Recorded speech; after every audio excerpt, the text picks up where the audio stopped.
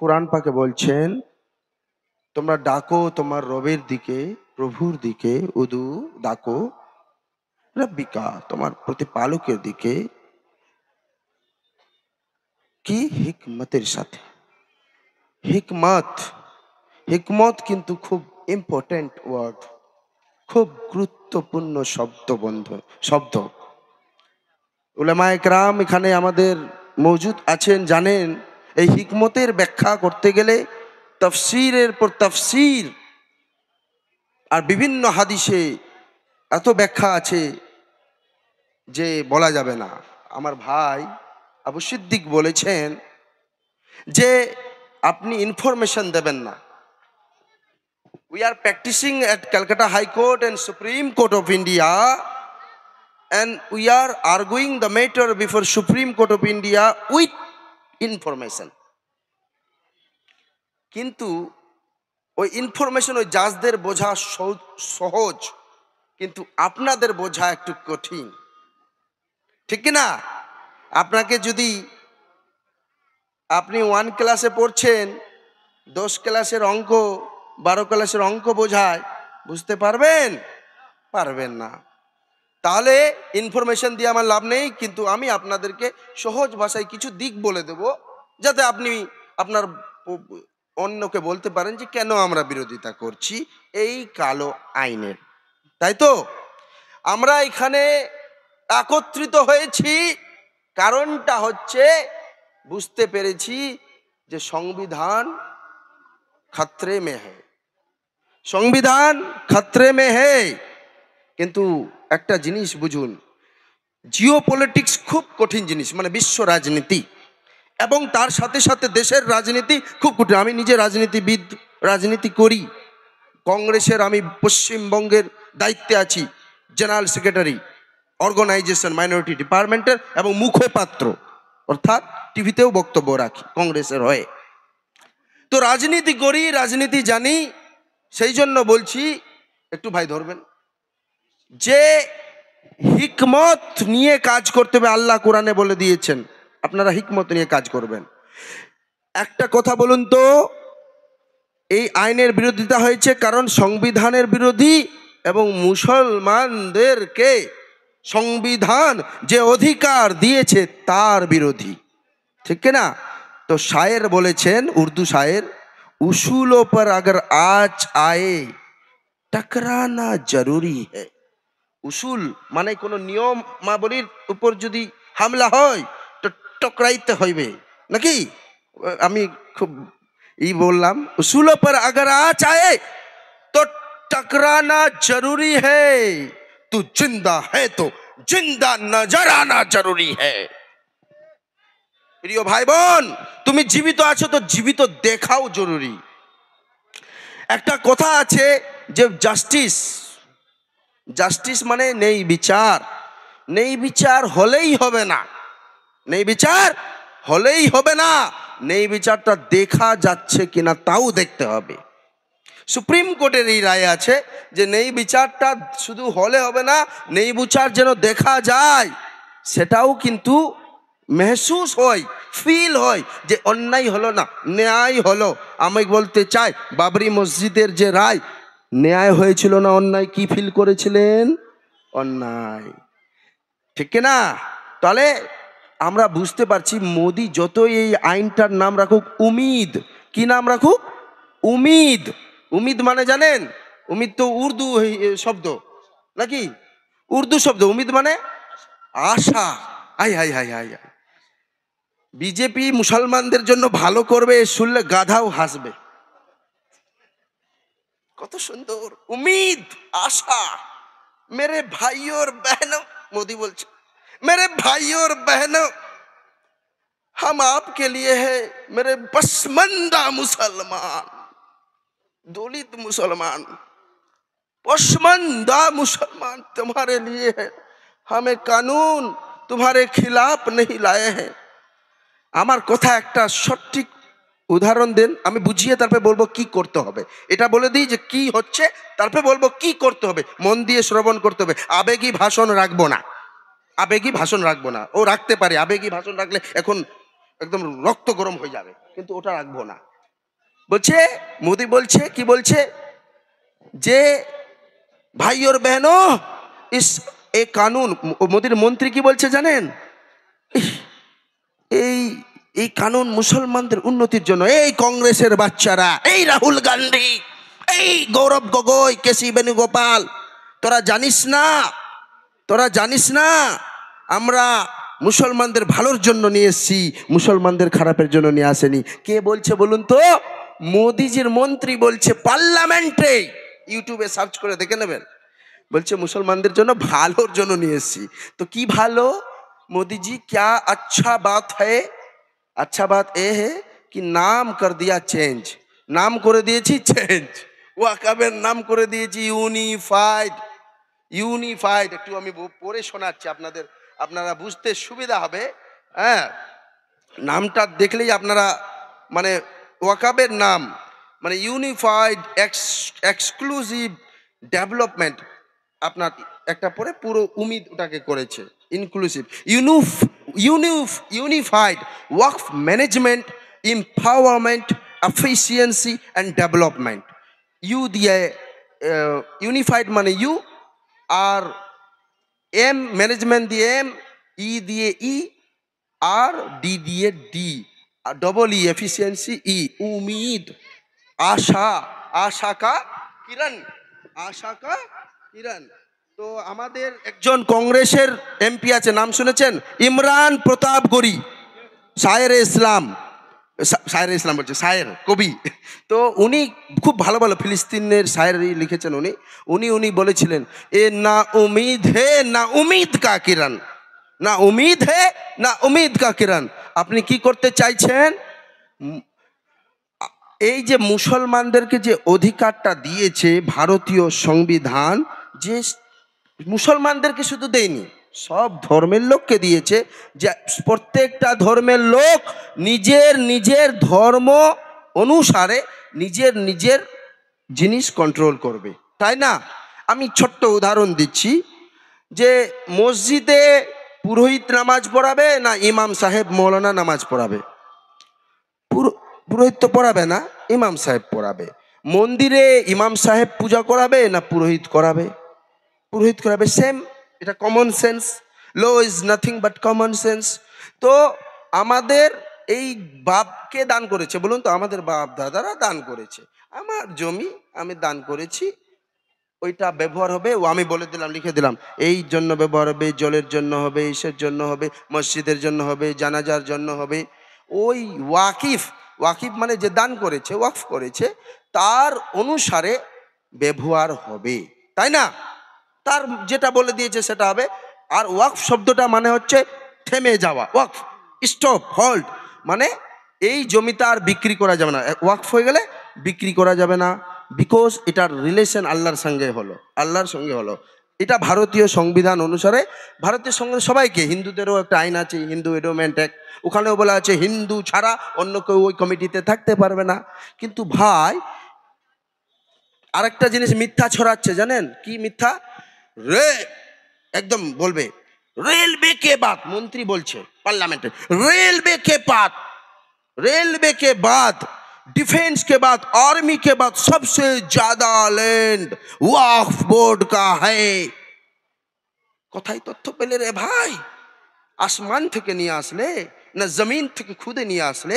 কোথেকে নিয়ে আসলে? এইটা তথ্য ছড়াবে না। আর আমাদেরও লোকেরা ভাষণে ওই শুনে বলে দিচ্ছে যে রেলের পরে, আরে আর্মির পরে আমাদের সবচেয়ে ওয়াকফ বোর্ডের সম্পত্তি। না না না, এটা হিন্দু ভাইদেরকে ভরকানোর জন্য এটা বলছে। তামিলনাড়ুর দুটো মন্দিরের যা সম্পত্তি, তামিলনাড়ু এবং অন্ধ্রপ্রদেশের মিলিয়ে দুটো মন্দিরের যা সম্পত্তি, ওয়াকফ বোর্ডের তত সম্পত্তি নাই। তাহলে মন্দিরের হিসাবটা দিতে হবে মোদিকে দিতে হবে না? যেমন তুমি মুসলমানদেরকে বলে দিচ্ছ মুসলমানদের প্রপার্টিতে হিন্দুরাও আসবে, খ্রিস্টানরাও আসবে। মানে হিন্দু মানে কোন হিন্দু? যে হিন্দু মোদিকে মানে না ওই হিন্দু নয়, কিন্তু আরএসএস এর হিন্দু। আরএসএস যারা হিন্দু জাতির শত্রু, আরএসএস হিন্দুদের শত্রু, মুসলমানদের শত্রু, মহিলাদের শত্রু। দলিতদের শত্রু, দেশের শত্রু, সংবিধানের শত্রু, এই ঝান্ডার শত্রু, ভারতীয় ত্রিরঙ্গার শত্রু। তারা মানেনি, কোনোদিন নাগপুরে ঝান্ডা ওঠায়নি। তো আমার কথা হচ্ছে, মোদিজি এই আইনে আরেকটা হাস্যকর হাস্যকর কি বলেছে, practising Muslim 5 years and you have to demonstrate that, অর্থাৎ আপনাকে 5 বছর পাক্কা মুসলমান হতে হবে। হাই হাই আল্লাহ, শুনে আমি পাগল হয়ে গেছিলাম পরে আইনটা, যে মোদি ঠিক করবে মুসলমানের কে ইমানদার কে বেঈমান। আরে আমাদের ইমান ঠিক করবে কে? আল্লাহ। কে বলুন? আল্লাহ। আল্লাহ রব্বুল ইজ্জত, রব্বুল আলামিন, সমস্ত বিশ্ব জাহানের রব। উনি ঠিক করবেন মুসলমান কে ইমানদার কে বেঈমান, কে মুনাফিক কে কিছু। সেই কিয়ামতের দিন হাসরের ময়দানে বিচার হয়ে সব সাজা পাবে, সবাই পাবে। কিন্তু নরেন্দ্র মোদীকে জিজ্ঞেস করতে চাই, তুমি কত বড় মুফতি হে, তুমি কত বড় মুহাদ্দিস, কত বড় তুমি মুজাদ্দিদ, তুমি কি মুজাদ্দিদে হিন্দুস্তান, যে ভারতবর্ষের তুমি মুসলমানদের ইমান ঠিক করবে? কে ঠিক করবে? ডিএম কে ফিট করবে তুমি যে 5 বছরের মুসলমান কিনা? মানে বলে দিয়েছে 5 বছর মুসলমান থাকবে, আর দেখাতে হবে দাড়ি ফাড়ি লেগে, সব দেখাতে হবে, ভালো করে দেখাতে হবে, ফের ডেমনস্ট্রেট করতে হবে। ডেমনস্ট্রেট মানে দেখানো যে আমি মুসলমান, আমি মুসলমান, তারপরে আমি দান করতে পারবো। ঘোড়ার ডিম, আমার প্রপার্টি, আমার জমি, আমি ঘাসকে খাওয়াবো না কাকে খাওয়াবো? ভাইকে দেব না বোনকে দেব না এনামুলকে দেব না হাসানকে দেব না আবু সিদ্দিক ভাইকে দেবো, কাকে দেবো? আমার জমি, আমি ফেসলা করব। এটা আইনে এ অধিকার কে দিয়েছে? সংবিধানের 300 ধারাতে বলে দিয়েছে রাইট টু প্রপার্টি। তো আমাদের একটা কথা বলে দিই, এই আইনে বলে দিচ্ছে যে কেউ যদি ওয়াকাফ প্রপার্টি, আমি শর্ট করে বলে দিচ্ছি, ওয়াকাফ প্রপার্টি যদি দখল করে রাখে, ওই দখল ছাড়ানো যাবে না। 12 বছর যদি দখল হয়ে যায়, ওই দখল ছাড়ানো যাবে না। মানে সরকার সব প্রপার্টি দখল করে নেবে, ঈদগাহগুলো করে নেবে। ইউজার বা ইউজার মানে কি? অনেক দিন ধরে আমাদের হাজি সাহেব, কি নাম আপনার? গোলাম আহমদ সাহেব। গোলাম আহমদ সাহেব একটা দান, ওনার বাবা দান করে গেছেন। ওনার বাবা একদিন দেখলেন যে মুসলমানরা একটা জায়গা পাচ্ছে না, তো একটু জানাজার নামাজটা হোক না, জায়গাটা দিয়ে দিলেন। কিন্তু উনি দলিল করে যায়নি যে জানাজার জামা যেন, উনি ইন্তেকাল করে গেছেন। কিন্তু মুসলমানরা নাম ওখানে জানাজা পড়তে আছে 50 বছর ধরে পড়লো। আগের আইনে কি ছিল জানেন? ওই যে 50 বছর পরে, মানে উনি যেহেতু বাধার দিলেন না, তাহলে ওটা ওয়াকাফের হলো প্রপার্টি। তো মোদিজি এটা হাটিয়ে দিচ্ছে, বলছে না ওয়াকাফ বা ইউজার হলে হবে না, দলিল দেখাতে হবে। মোদিজি কি করছে জানেন? যেদিন ওয়াকাফের আইনটা পাস করালো, আইন করলো ওয়াকাফের বিলটা, সেদিন কি হলো জানেন? সেদিন আমেরিকা, মোদির বন্ধু, কি নাম? Trump, Donald Trump. কি নাম? Donald Trump. ও কি বলছে? ও মোদি বলে মেরা দোস্ত, প্যারে দোস্ত। একটা কথা জানেন মোদির জিনিস, মোদি কিন্তু আরবের 60 কোটি মুসলমানদের একদম গলা কোলাকুলি এইভাবে উঠিয়ে একেবারে গলা কোলাকুলি করবে এইভাবে। কি সুন্দর, কি সুন্দর, শাইক ইয়া শাইক, ইয়া শাইক। আর ভারতীয় মুসলমানদেরকে কি রে ভাই, কেন এত ঘৃণা কেন ভারতীয় মুসলমানদের উপর? কারণ এই মুসলমানরা কোনোদিন হয়তো হিন্দু ছিল, মুসলমান হয়েছে কেন? এরা তো ইসলামের আদর্শ দেখে হয়েছে। তুমি শাইখকে চুমু খাবে আর ভারতের মুসলমানদেরকে গাল দেবে, এই মানবে না, এই মানবে না। তোমার ছেলে পেলে, তোমার বন্ধুগুলো আরবে গিয়ে বিজনেস করবে, দুবাইয়ে গিয়ে বিজনেস করবে। ইয়া শাইখ, ইয়া শাইখ। একটা বাবা বেরিয়েছে, বাবা ইউপিতে, ধীরেন্দ্র শাস্ত্রী বাবা, বাগেশ্বর ধাম বেরিয়েছে না? ওই বাবাটা কি বলছে? ও খুব গালি দিল মুসলমানদের, কিছুদিন খুব গালি দিল, আর হুট করে দুবাইয়ে ভিসা পেয়ে গেছে আর দৌড়ে গেছে, ইয়া শাইখ কাইফা হাল, হালু তাইবুন মা ইসমুক, হালু তাইবুন, আরবি একদম। তো এই রকম ঘটনা হয়েছে। তো মোদি মুসলমানদের ভালো কোনোদিন চাইছে না, চাইবে না। গুজরাট থেকে দাঙ্গাবাজ, দাঙ্গা লাগিয়ে আজকে ভারতবর্ষের হিন্দুদের ভুল বুঝিয়ে। কিন্তু আমি বলছি আপনাদেরকে, সব হিন্দুরা কিন্তু মোদিকে ভোট দেয়নি। কিছু অঙ্কের রাজনীতিতে জিতে গেছে। মাত্র 34, ধরুন 100টা লোক আছে দেশে, 100-র মধ্যে 34 জনকে ভোট দিয়েছে, বাকি কেউ দেয়নি। তাহলে আমাদের শত্রু হিন্দুরা কি নয়? আমাদের হিন্দুদেরও শত্রু মোদি। কেন? মোদি জঙ্গল দখল করছে, মোদি গ্যাসের দাম বাড়াচ্ছে, মোদি জিনিসপত্রের দাম বাড়াচ্ছে, মেডিকেলের দাম বাড়াচ্ছে। আমি বলছি, আমি মুসলমান, কিছু দেওয়ার দরকার নেই। মোদিজি হিন্দুদেরকে সব ফ্রিতে 15 লাখ টাকা দিয়ে দাও, যেটা বলেছিল ওনার টাকলাকে, টাকলা বলছি কি নাম ওনার, অমিত শাহ, ওনাকে বলছে, কি বলছে, ওনাকে বলছে मोदी जी ने कहा था, सांबादिक जी से, मोदी जी ने कहा था कि 15 लाख आएगा, 100 स्मार्ट सिटी आएगा, देश में खुशहाल होगा, हर साल 2 करोड़ नौकरी होगा, आप बताइए कैसे होगा, क्या होगा? अरे भाई, राजनीति है, इसमें जुमला देना पड़ता है, जुमला। তো হিন্দুদের জুমলা দিয়েছে, মুসলমানদেরও জুমলা দিচ্ছে। এখন এই আইনটাকে আমরা, এবার প্রশ্নে আসি, ভাইয়ের প্রশ্ন, এই আইনটাকে আমরা প্রতিহত করব কিভাবে? খুব কঠিন প্রশ্ন। আইন নিয়ে আমরা হাইকোর্টে, সুপ্রিম কোর্টে, আমি প্রচুর, বারুইপুরের একটা মামলা করেছি, পুলিশ মেরে ফেলেছিল 4 জনকে, আমি মামলা লড়েছিলাম, 4 জনকে চাকরি 5 লক্ষ করে 20 লক্ষ টাকা সহ পুলিশদের সাসপেন্ড করিয়েছিলাম। অনেক পুলিশদের দেখে নিয়েছি, দক্ষিণেশ্বরের পুলিশের সাসপেন্ড করিয়ে দিয়েছিলাম, ভুলভাল কাজ করে। তো তো আইন দিয়ে করতে হয়। তো সুপ্রিম কোর্টেও আমরা লড়বো এই মামলাটা, আর্গুমেন্ট রাখবো, বড় বড় আর্গুমেন্ট বই, এই টেপ দেখছেন, এই টেপে সব ভরে নিয়ে যাব, সুপ্রিম কোর্টে আর্গুমেন্ট রাখবো। কিন্তু প্রশ্ন হচ্ছে কিভাবে প্রতিহত হবে। আমি শুরুতেই বলেছি, তুই জিন্দা হে তো জিন্দা নজর আনা জরুরি হে। তুমি জীবিত আছো, কে আসছেন?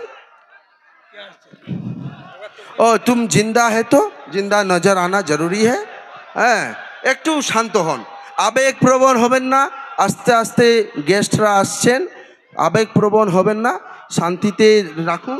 আমি, হ্যাঁ, শান্ত হন, আপনাদের কাছে অনুরোধ জানাচ্ছি, আপনারা শান্ত হন। আমাদের মধ্যে উপস্থিত হচ্ছেন কলকাতা হাইকোর্টের বিশিষ্ট আইনজীবী মুফাক্কিরুল ইসলাম। পয়েন্টগুলো আলোচনা করি, কি প্রতিহত এবার কি করে হবে। সবাই একবার আস্তাগফিরুল্লাহ পড়ুন, আস্তাগফিরুল্লাহ রাব্বি মিন কুল্লি যামবিন ওয়া তুবু আলাইহি। দরুদ শরীফ পড়লেন, আল্লাহু রাব্বু মুহাম্মাদিন সাল্লাল্লাহু আলাইহি ওয়াসাল্লাম, নাহনু ইবাদু মুহাম্মাদিন সাল্লাল্লাহু আলাইহি ওয়াসাল্লাম, আল্লাহু রাব্বু মুহাম্মাদিন সাল্লাল্লাহু আলাইহি ওয়াসাল্লাম, নাহনু ইবাদু মুহাম্মাদিন সাল্লাল্লাহু আলাইহি ওয়াসাল্লাম, আস্তাগফিরুল্লাহ রাব্বি মিন কুল্লি যামবিন ওয়া তুবু আলাইহি। যাই হোক, আরও মুফাক্কিরুল সাহেব আসলেন, আরও গেস্ট আসছেন, কামরুজ্জামান ভাই আসছেন, সবার শুনবেন আস্তে আস্তে, ধৈর্য ধরে শুনতে হবে। এই আন্দোলনটা একদিনের আন্দোলন নয়, এই আন্দোলনটা একদিনের আন্দোলন নয়, এই আন্দোলন হচ্ছে দীর্ঘমেয়াদী। এবং এই দীর্ঘমেয়াদী যখন আন্দোলন করবেন, আবেগটাকে সংযত রেখে আন্দোলন করতে হবে। আপনি বলুন, ব্রিটিশের থেকে কি বেশি শক্তিশালী নরেন্দ্র মোদী? এদিকে ভাই বললেন না, ব্রিটিশের থেকে বেশি শক্তিশালী নরেন্দ্র মোদী? ব্রিটিশের থেকে তো কম শক্তিশালী না, ব্রিটিশ পুরো বিশ্ব প্রায় রাজ করতো, আর নরেন্দ্র মোদী ভারতবর্ষে, আর আমিরাতে গিয়ে, আরবে গিয়ে একদম কচু হয়ে যায় নাকি। তো ঠিক আছে, তো নরেন্দ্র মোদী ব্রিটিশের থেকে বেশি শক্তিশালী না, কিন্তু ব্রিটিশকে তাড়িয়েছে কে? এই ভারতের মানুষ নাকি। কিভাবে তাড়িয়েছে? ভারতের ধর্মনিরপেক্ষ গণতান্ত্রিক মানুষজন, হিন্দু, মুসলমান, শিখ, ইসাই সবাই মিলে কিভাবে তাড়িয়েছে? বিভিন্ন ধর্না, আন্দোলন, এবং বিশেষ অনেকগুলো নেতাজি সুভাষচন্দ্র বোসের অবদান আছে, সেটা আলাদা বিষয়। কিন্তু সবচেয়ে বেশি প্রভাবকারী আন্দোলন ছিল গান্ধীজির। কার ছিল? গান্ধীজির। গান্ধীজি ইভেন মুসলমানদের জন্য তুর্কিতে যখন খিলাফত বন্ধ হলো, উনি খিলাফত আন্দোলন করলেন, উনি লবণ সত্যাগ্রহর আন্দোলন করলেন। তাহলে আপনাকে, ওনার আন্দোলন কি ছিল? হিংসা নয়, শান্তি চাই, কিন্তু তোমাকে মাথা নামাবো।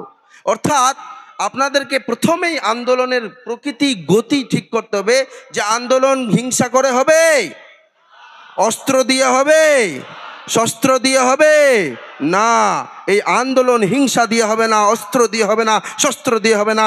এই আন্দোলন ভারতের সংবিধানের অধিকার, right two protest, peaceful agitation, অর্থাৎ শান্তিপূর্ণ আন্দোলন করতে হবে, ধর্ণা করতে হবে, দরকার পড়লে 10 দিন না খেয়ে রোজা রাখতে হবে, সত্যাগ্রহ, রোজা রাখতে হবে, 1 মাস রোজা রাখতে হবে। দেখেননি মমতা ব্যানার্জি মুখ্যমন্ত্রীর আগে শুয়ে পড়তেন, ধর্ণা দিতেন, না খেয়ে, ভুখ হরতাল, সব একদম আমরা দিল্লি চলে যাব, দিল্লি গিয়ে পার্লামেন্টের সামনে রামলীলা ময়দান পুলিশের পারমিশন নিয়ে ধর্নায় বসে যাব। যতদিন এই আইন না প্রত্যাহার করা আছে আমরা এখান থেকে উঠবো না, খাবো না, জলপান করব না। আমরা তো রোজা রাখি কিনা? তো আমরা এইভাবে আন্দোলন করব। আমরা জিনিস ভাঙচুর করব না, আমরা আমাদের শত্রুকে। এবার আপনাকে একটা তথ্য দিই, পার্লামেন্টে যখন এই আইনটা রাখা হচ্ছিল, এই আইনটা আখার সঙ্গে সঙ্গে বিরোধিতা হয়েছে, কংগ্রেস সহ ইন্ডিয়া জোটের সবাই বিরোধিতা করেছে। তারপরে যখন আইনটা পাশ হবে তখন ডিবেট হয়েছে, ডিবেট মানে চর্চা হয়েছে রাতারাতি। ওই ডিবেটে পরে যখন আইনটা পাশ হবে, ভোট দিয়েছে 288 জন পক্ষে ভোট দিয়েছে, আইনটার পক্ষে। কত? 288, 288 পক্ষে ভোট দিয়েছে। বিপক্ষে কত ভোট দিয়েছে জানেন কেউ? 232। 232-এর মধ্যে মুসলমান কজন বলুন? 40 জন। তো বলুন তো ভাই, বাকি কত বাঁচলো? 192। তো 192 আমার হিন্দু ভাই, আমার খ্রিস্টান ভাই, আমার শিখ ভাই সবচেয়ে বেশি ভোট দিয়েছে কিনা? তাহলে হিন্দুরা কি আমার শত্রু? না। খ্রিস্টানরা আমার শত্রু? না। ইভেন আপনাকে তথ্য দিই, RSS-এর একটা পত্রিকার নাম হচ্ছে অর্গানাইজার। কি পত্রিকা? অর্গানাইজার পত্রিকায় লিখছে, ওটা পত্রিকা, ওদের ভিতরে পড়ানো হয় সবকিছু। ওই পত্রিকায় লিখছে মুসলমানদের তো হলো, এবার দ্বিতীয় খ্রিস্টানদের উপর হবে। বুঝতে পারছেন? তারপরে কি করবে? তারপরে বলবে এই শঙ্কর আচার্য হিন্দুগুলো হিন্দু নয়, এদের দখল করো। লিঙ্গায়তরা হিন্দু নয়, বৈষ্ণবরা হিন্দু নয়, এই করে করে ওদের সম্পত্তিও দখল করবে।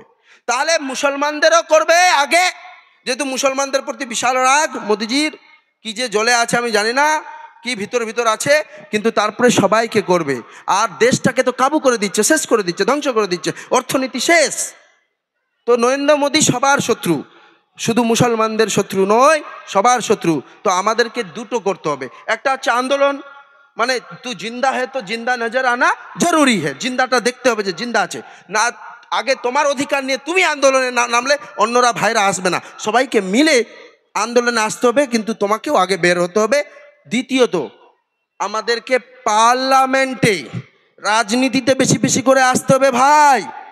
আমরা অনেক সময় বলি রাজনীতি করব না, কিন্তু দেশ বিদেশ সারা দুনিয়া রাজনীতি চলায়। আর আল্লাহর রসুল সাল্লাল্লাহু আলাইহি সাল্লাম বলেছেন, কোরআনে বলেছেন, ইন্না দীনা ইনদাল্লাহিল ইসলাম। নাকি ইসলাম কি? ইন্না দীনা ইনদাল্লাহিল ইসলাম। ইসলাম হচ্ছে দিন। কি? উলেমায়ে কেরাম এখানে মৌজুদ আছেন, আপনারা অ্যাটেনশন দেবেন যে দিন মানে কি বলুন তো? দিন মানে কি? কেউ বলুন তো? দিন মানে ধর্ম না। দিনের যদি আরবি শব্দটার পারিভাষিক মানে ওর অর্থ বের করেন তো বিভিন্ন ডিকশনারিতেও দেখতে পারেন, দিন শব্দের অ্যাকচুয়াল অর্থ কমপ্লিট কোড অফ লাইফ, সম্পূর্ণ জীবন ব্যবস্থা, পূর্ণাঙ্গ জীবন ব্যবস্থা। তো জীবন ব্যবস্থার মধ্যে রাজনীতি বাদ গেছে কি? বাদ যায়নি। তো যারা বলে রাজনীতি করব না, আরে ভাই তুমি ভোট দিচ্ছ মানে রাজনীতি করছো। তো রাজনীতি করে বুদ্ধি দিয়ে সরকার মোদির ফেলতে হবে। সে প্রধানমন্ত্রী কাকে করবেন আপনারা ঠিক করবেন। আমি কংগ্রেসের বলে আপনারা তৃণমূলেরও হতে পারেন, এই জন্য বলছি না যে রাহুল গান্ধীকেই করবেন, কিন্তু আমি কংগ্রেসই হয়ে বলবো তো যাকেই প্রধান মোফাক্কুল ভেবেছে ওনাকে করুন, তো ওনাকেই করুন। যাকেই করুন না কেন, প্রধানমন্ত্রী করতে হবে আমাদের ভারতের গণতান্ত্রিক প্রক্রিয়ায় বিশ্বাসী, সংবিধানে বিশ্বাসী, এই দেশের সার্বভৌমত্ব বিশ্বাসী, দেশের ভালোবাসা সম্প্রীতির মধ্যে বিশ্বাসী এরকম ব্যক্তি আমি আমার নজরে দেখতে পাচ্ছি রাহুল গান্ধীজি। কিন্তু ওনাকে করতে গেলে সবাইকে সাপোর্ট দিয়ে করতে হবে, এবং এমপি আপনার এখান থেকেও পাঠাতে হবে যারা সাপোর্ট করবে। এই করে এই আইন হয়ে গেছে, লাগু হয়ে গেছে। আমি ওয়াকফ বোর্ডের যিনি সিইও আছে, চিফ এক্সিকিউটিভ অফিসার, ওনাকে ফোন করেছিলাম, বললাম ভাইজান আপনার কি লাগু হয়ে গেছে? বলছে দাদা কি করব, লাগু তো হয়ে গেছে, আইন পাস হয়ে গেছে। মমতা ব্যানার্জি বলছে না যে লাগু করতে দেব না, লাগু করতে দেবেন না, লাগু তো হয়ে গেছে। মানে আপনি ভাউতাবাজি খেলছেন। আপনি আগে পার্লামেন্টে রেজুলেশন নিয়ে আসুন, বিধানসভায় রেজুলেশন নিয়ে আসুন যে আইনের বিরোধিতা করছি। যদিও এই আইনটাকে তবু মানতে হবে, কিন্তু একে আমাদের পার্লামেন্টে রিপিল করতে হবে। আর সুপ্রিম কোর্টে আমাদের কংগ্রেস থেকে শুরু করে আসাদুদ্দিন ওবেসি থেকে শুরু করে ইমরান প্রতাপগড়ি থেকে শুরু করে মালদার সাংসদ ঈশা খান চৌধুরী থেকে শুরু করে তৃণমূলের সাংসদ মহুয়া মৈত্র থেকে শুরু করে বহুজন কেস করেছে, আমিও কেস করেছি। সুপ্রিম কোর্টে কেসের প্রক্রিয়ায় আছে। ইনশাআল্লাহ সুপ্রিম কোর্টেও এটা নিয়ে আমরা লড়তে হবে। এবং যেহেতু এই সংবিধানের ধারাগুলো একেবারে, যেমন আর্টিকেল 26 ফান্ডামেন্টাল অধিকার, এইরকম বহু ধারা মানে একেবারেই শেষ করে দিচ্ছে। আরেকটা জিনিস আমার উদাহরণ দিচ্ছি, এই 3 প্রকারে কিন্তু আপনি করতে পারেন। আন্দোলনে মুখ দেখাতে হবে, সরকারকে চেঞ্জ করতে হবে, পার্লামেন্টে রিপিল বিল আনতে হবে, এটাকে ঘোরাতে হবে শাহবানুর কেসে যেমন হয়েছিল, এবং আপনাকে সুপ্রিম কোর্টেও লড়াই করতে হবে। এই 3টা জিনিসের মাধ্যমেই আমরা কিন্তু ধৈর্য ধরে লড়াই কিন্তু ইনশাল্লাহ পারবো। এইটা চেষ্টা করব, আল্লাহ সঙ্গ দেবে এবং সমস্ত হিন্দু মুসলমান ভাইদেরকে নিয়ে আমাদেরকে লড়াইটা করতে হবে। আমি বলতে চাই, একটা জিনিস উদাহরণ দিচ্ছি। কেউ একজন ব্যক্তি চুরি করলো, ধরে নেন কেউ একটা অমুক ABC চুরি করলো। চুরি করার পর গ্রামের লোকরা বলে, চোর তুই তোর বিচার কর। নিজেই চুরি করেছি, নিজেই বিচার করতে পারবো কি? এটা তো কমন সেন্স বলছে পারবো না। আইনে কি বলছে? You can not be a জাজ, you should not be a জাজ অফ ইউর অন কজ। আইনে বলছে তুমি জাজ হতে পারবে না তোমার জিনিসে, তুমি যেই কজের তোমার মধ্যে স্বার্থ আছে ওটা জাজ হতে পারবে না। পারবে না। এই আইনে ডিএমকে পাওয়ার দেওয়া হচ্ছে যে আপনার মসজিদটা সরকারি হবে না ওয়াকাবের হবে। সবচেয়ে বেশি ওয়াকাবের সম্পত্তি যদি কেউ দখল করে রেখে থাকে, ও হচ্ছে সরকারেরাই দখল করে রেখেছে। তারপরে কিছু মুসলমানরাও দখল করে রেখেছে। মানে কি বলবো, আর বলছি না। সরকার সবচেয়ে বেশি দখল করে রেখেছে। তো ডিএম কি সরকারের বাইরে? না। আগের আইন কি ছিল? কিরেন রিজিজু মন্ত্রী যে আইনটা পেশ করেছিল পার্লামেন্টে, ও কি বলছে? ও বলছে যে আমরা এই আইনটাকে এমনভাবে তৈরি করেছি, এমনভাবে করেছি যে এটা জাস্টিস দেবে। আরেকটা জিনিস মিথ্যা ছড়ানো হচ্ছে যে ওয়াকাফ ট্রাইব্যুনালটা যা বলতো তাই হয়ে যেত। ওয়াকাফ ট্রাইব্যুনালের সিদ্ধান্তই শেষ সিদ্ধান্ত, এটা মিথ্যা ছড়ানো হচ্ছে। ওয়াকাফ ট্রাইব্যুনাল কি এমনভাবে ওরা ব্যক্ত করছে যে ওয়াকাফ ট্রাইব্যুনাল না, এটা একটা পঞ্চায়েত। মুসলমানদের ওই ট্রাইব্যুনালে বসে থাকে আমাদের কি নাম আপনার গোলাম মুর্তজা সাহেব বসে থাকেন বিচারকের আসনে, এরকম মনে করানো হচ্ছে। ওই মুফাক্কিরুল ভাই আসছে কিন্তু, তো উনি বুঝতে পারছেন ব্যাপারটা যে কে বসে থাকে। আরে ভাই, জজ বসে থাকে, ডিস্ট্রিক্ট জজ যা পড়াশোনা আইন করে পড়েছে নেই, সে বসে থাকে ওখানে কেউ বিচার করনেওয়ালা কোনো অন্য কেউ নেই, জজ আছে, সে বিচারক। তুমি বিচারকের হাত থেকে পাওয়ার দিয়ে ডিএমকে দিয়ে বলছো ডিএম ফয়সলা করবে, তাহলে এটা আইন অন্যায় করছো কি না? অন্যায় করছো। তুমি বিচার ব্যবস্থাকে ধ্বংস করছো। আরে ট্রাইব্যুনাল, ওয়াকাফ ট্রাইব্যুনাল এই একটা ট্রাইব্যুনাল না, income tax tribunal, green tribunal, আপনার কত যে ট্রাইব্যুনাল আছে, labour tribunal, company law tribunal, so many tribunals are there. অনেক ট্রাইব্যুনাল আছে। তো ওয়াকাফ ট্রাইব্যুনালের জ্বালা কেন ভাই? কারণটা হচ্ছে সংবিধান। কেন বলুন তো? মোদি কিন্তু বলেছিল ভোটের আগে, আব কি বার 400 পার তো সংবিধান ভি পার। এবার যদি 400 পার হয়ে যেত, সংবিধানকেও শেষ ধ্বংস করে দিতাম। কিন্তু সংবিধান ডাইরেক্টলি ধ্বংস করতে পারছে না, কারণ এই ভারতবর্ষের বাংলার হিন্দু, বাংলার মুসলমান, বাংলার খ্রিস্টান সবাই কিন্তু এক হয়ে আছে। ওরা কিন্তু এক হয়ে আছে এই মাটিতে। আম্বেদকরকে যখন বি.আর. আম্বেদকর যে সংবিধান রচয়িতার মেন ছিলেন ড্রাফটিং বডিতে, সেই বি.আর. আম্বেদকরকে পানি খেতে দেওয়া হতো না। কেন? সে মুচির সন্তান বলে খেতে দিত না, অত্যাচার করেছিল। সে দেখলো এই বহু সংখ্যক সমাজ, এই আমার হিন্দু দলিত সমাজ ভাইদের উপর অত্যাচার হচ্ছে, সংবিধানে এমন দেব যে ইকুয়ালিটি, সবার সমান অধিকার থাকবে। কিন্তু ভারতবর্ষের এখনো বলছি, রাহুল গান্ধী আহমেদাবাদে বলেছে এই আইন সংবিধান বিরোধী, এবং সবাই আন্দোলন করছে, কংগ্রেসও আন্দোলন করছে, জায়গায় জায়গায় আন্দোলন করছে, বিক্ষোভ করছে, পার্লামেন্টে লড়ছে, সুপ্রিম কোর্টে লড়ছে। আমাদেরকে হিন্দু মুসলমান এক হয়ে, আর একটা কথা বলি, রাম মন্দির যখন তৈরি হচ্ছিল, রাম মন্দিরের নিয়ম কানুন শাস্ত্র অনুযায়ী মানেনি। শঙ্কর আচার্যগুলো বলল, শঙ্কর আচার্যগুলোকে আতঙ্কবাদী বানিয়ে দিল মোদি। ও কেমন ধার্মিক? ও কোনো ধার্মিক না, ও কোনো ধার্মিক নয়। ওর একটাই দাবি, কি দাবি জানেন? একটাই দাবি, হাম দো হামারা দো। কি? হাম দো হামারা দো, আমরা দুজন আমাদের দুজন। অর্থাৎ আমি মোদি আর অমিত শাহ, আদানি আম্বানি। ঝাড়খণ্ডের জঙ্গল, হায়দ্রাবাদের জঙ্গল রেল বিক্রি করে দিচ্ছে। ও রেল বিক্রি যদি করে দেয়, রেল তো সবার সম্পত্তি নাকি? সব ভারতবাসীর সম্পত্তি। রেল, হাওয়াই আড্ডা মানে ওই এরোপ্লেনের জায়গাগুলো, এগুলো সব বিক্রি করে দিচ্ছে, জমি বিক্রি করে দিচ্ছে, আদিবাসীদের করে দিচ্ছে। তো মুসলমানদেরও করতে কিছু নয়। সেই জন্য মুসলমানদেরকে, আমাদেরকে এবং হিন্দুদেরকে সবাইকে মিলিয়ে সবার জন্য লড়াই করতে হবে। আরেকটা আইন নিয়ে আসছে। এরপরে কিছুদিন আগে জানেন, উকিল বাবু আছেন, মোফাক্কুরুল ভাই আছে, আমিও আছি, উকিল বাবুদের বিরুদ্ধে আইন নিয়ে এসেছিল যে উকিল বাবুদের পাওয়ার শেষ, ওদের উপর সাজা দেব। এমন উকিল বাবুরা সুপ্রিম কোর্ট আর হাইকোর্ট, মোদি ভক্ত উকিল বাবুরা বলছে বাপরে বাপ, জানের পর চলে এসছে, এবার আমাকেও লড়াই করতে হবে, মোদি ভক্ত হলে হবে না। দৌড়ে গিয়ে লড়াই করেছে, আর মোদি ভয়ে পাস করায়নি। তাহলে এই মোদিকে শুধু মুসলমানরা লড়লে খুশি হবে। খুশি হবে কেন জানেন?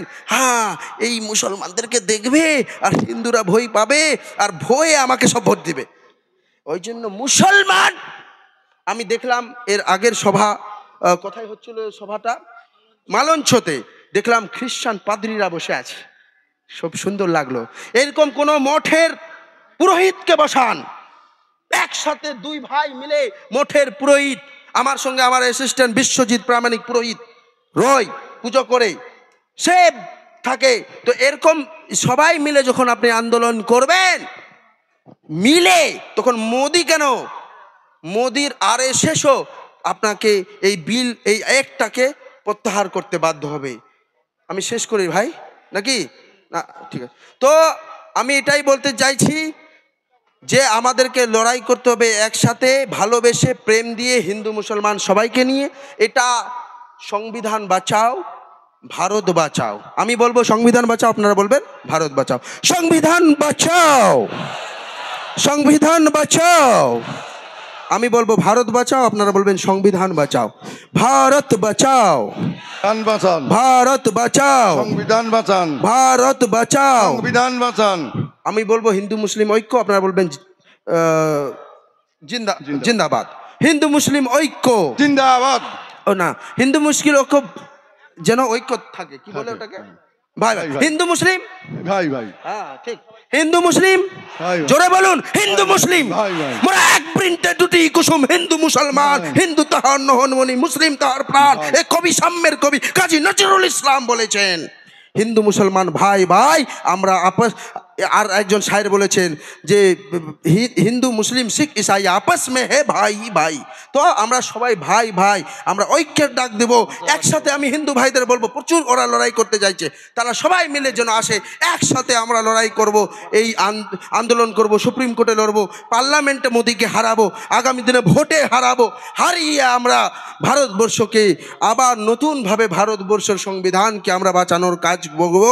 সংবিধান বাঁচাও, ভারত বাঁচাও, ভারত বাঁচাও, সংবিধান বাঁচাও, ভারত বাঁচাও, সংবিধান বাঁচাও। আমি শেষ করতে চাইছি যে सरफरोशी की तमन्ना अब हमारे दिल में है, देखना है जोर कितना बाजू एक कातिल में है।